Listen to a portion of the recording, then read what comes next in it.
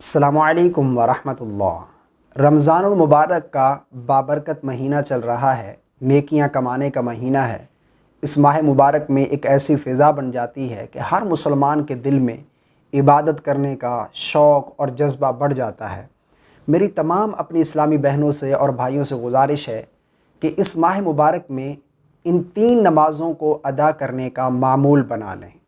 جہاں آپ اس ماہ مبارک میں فرض نماز پابندی کے ساتھ ادا کرتے ہیں، وہاں پر ان 3 نمازوں کو بھی ضرور پڑھیں۔ ان 3 نمازوں کو ادا کرنے کا آپ معمول بنا لیں۔ ان نمازوں کے پڑھنے کی بہت زیادہ فضیلت ہے، بہت زیادہ اجر و ثواب ہے۔ ان میں سے ایک نماز وہ ہے جس کے پڑھنے پر اللہ رب العالمین ایک حج اور عمرے کا پورا ثواب عطا فرماتا ہے۔ ایک نماز وہ ہے جس کے پڑھنے پر اللہ رب العالمین اس شخص کے لیے جنت میں سونے کا محل تیار فرماتا ہے۔ ایک نماز وہ ہے جس کے پڑھنے پر اللہ رب العالمین 12 سال کی عبادت کا ثواب عطا فرماتا ہے۔ اتنی زیادہ فضیلت ہے۔ اور اس ماہ مبارک کی فضیلت یہ ہے کہ اس میں نوافل کا ثواب فرض کے برابر اور ایک فرض کا ثواب 70 فرضوں کے برابر اللہ رب العالمین عطا فرماتا ہے۔ تو ہمیں چاہیے کہ ہم ان نمازوں کو ادا کرنے کا معمول بنائیں، اور ہو سکتا ہے اللہ رب العالمین کو یہ عمل ہمارا ایسا پسند آئے کہ اللہ ہمیں پورا سال ان نمازوں کو ادا کرنے کی توفیق عطا فرما دے۔ تو کتنی خوش قسمتی کی بات ہے۔ تو ان 3 نمازوں کو آپ ضرور پڑھیں۔ وہ کون سی نمازیں ہیں اور ان کا وقت کب شروع ہوتا ہے، کب ختم ہوتا ہے، اور نیت کیسے کریں گے، پڑھنے کا طریقہ کیا ہے، کتنی رکعت پڑھیں گے، یہ تمام چیزیں میں آپ لوگوں کے ساتھ شیئر کرتا ہوں۔ سب سے پہلے نمبر پر نماز اشراق۔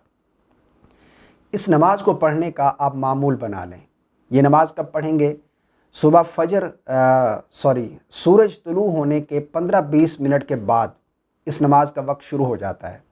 یعنی سورج طلوع ہوا، سورج طلوع ہونے کے 15-20 منٹ کا یہ جو وقت ہے مقروء، اس کے گزرنے کے بعد اس نماز کا وقت شروع ہو جاتا ہے۔ اور اس نماز کی آپ 2 رکعت بھی پڑھ سکتے ہیں اور 4 رکعت بھی پڑھ سکتے ہیں۔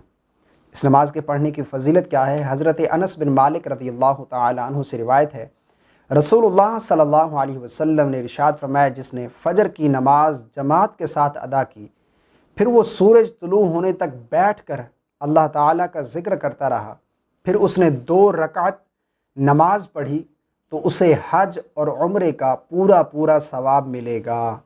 نماز اشراق پڑھنے کی فضیلت ہے۔ 2 رکعت یا 4 رکعت پڑھ سکتے ہیں آپ، اور اس کے پڑھنے کے میں وقت کتنا لگے گا؟ زیادہ سے زیادہ 5 منٹ یا 4 منٹ یا 6 منٹ۔ ثواب کتنا ہے؟ ایک حج اور ایک عمرے کا پورا مکمل ثواب اللہ رب العالمین عطا فرمائے گا۔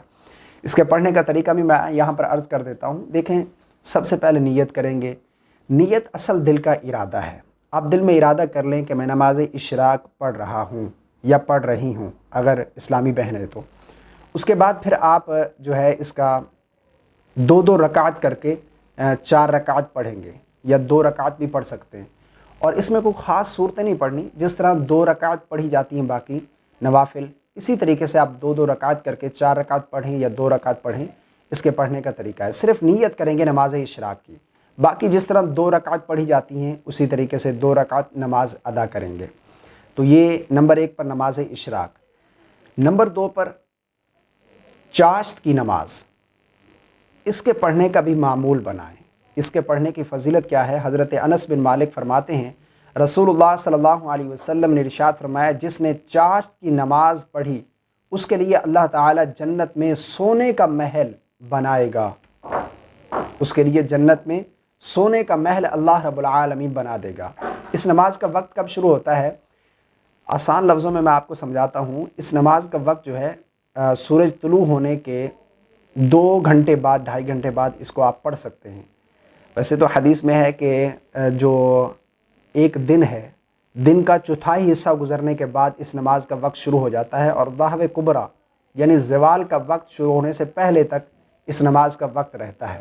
ٹھیک ہے، یعنی یوں سمجھ لیں کہ آپ جس طرح کہ آج کل جو ہے اس نماز کا وقت آپ سمجھ لیں کہ 10 ساڑھے 10 بجے آپ اس نماز کو پڑھ سکتے ہیں۔